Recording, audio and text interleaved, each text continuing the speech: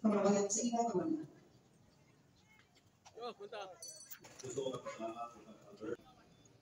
Sa krus na ini, tinibos ni Kristo at tinakpan. Ini po ang dahilan kan sa tuyang pagdiribon niya na aga sa pagtaong unra sa banal na krus at sa tuyang titular. Kasi bilang pagpapasalamat niya to sa mga biyaya na sa tuyang inako.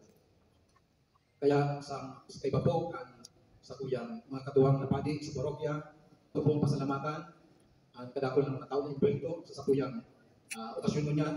Kung pa kang inot na aldaw, kang pagpunyato kang nobinaryo, sa kaungawan, kang sa tuyang titular sa mga patron. Kaya ba dyan po si Nuestra Señora ni Katipanan, Nuestra Señora ni Angustia, Nuestra Sina.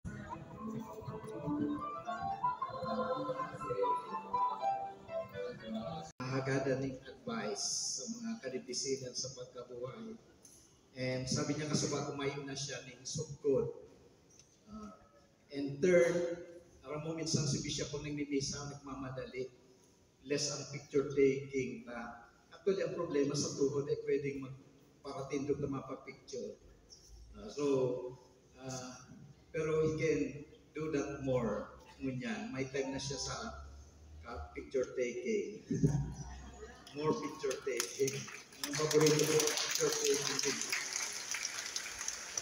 Kaya once again, join me in thanking our Archbishop Emeritus of Cáceres, Most Reverend Rolando J. Tria, Verona, Didi, and especially for serving us for the last 12 years.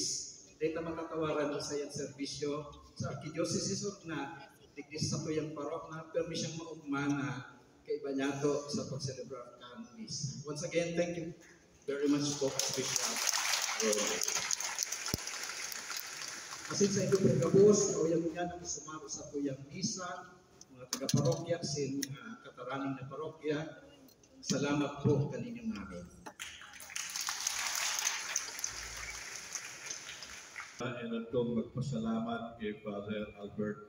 Sa tulo lang po, one of the, kaday ko gusto mag-compare no, pero para sa sako, nahiling ko digdi ang sarong buhay na liturgical celebration. Ang gabos, anda, pag-awit, bura, pag-respond kang tao. So keep it up. Kaya sabi ko, ito man nahiling na kabo sa buhay na banwaan kang Diyos. Amen? Amen. And finally, na-mention ko na sa una, ulitin ko, let us welcome with all our hearts and joy ang sa itong bagong pastor. Dahil man siya pinadara ni Pope Francis o ni Bishop Verona, pinadala siya sa Indo ni Cristo, ang halangkaw na marhay na pastor. Okay? So, welcome him, love him, serve him, support him, and pray for him. Ito po ang kayo para sa pagbendisyon, siriman para sa itong mga pamilya, lalo na sa mga nagkikailangan. Ang kahurangan mapasa ito. Asin sa iyong Espiritu. Bendisyonan manlugod ka mo kang Diyos na makakangkang. Anamang asin ang aking, asin ang Espiritu Santo. Amen.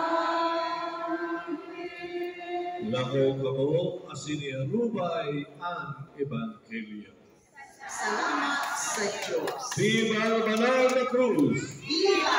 Viva la Virgen! Viva! Viva San Dilvino Rostro! Viva! Viva San Jose! Viva! Happy Fiesta, Diyos para ilagas ng Diyos. Lieno TV